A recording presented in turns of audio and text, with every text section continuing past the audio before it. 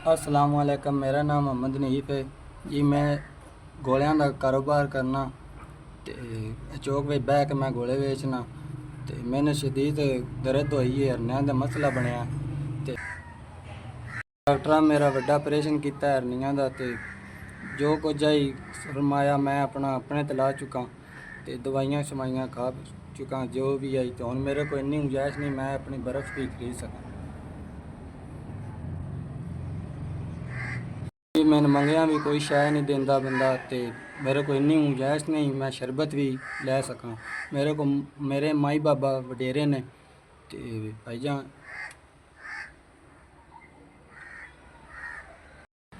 हो जी मेरा कोई भी माई का आसरा को नहीं। माई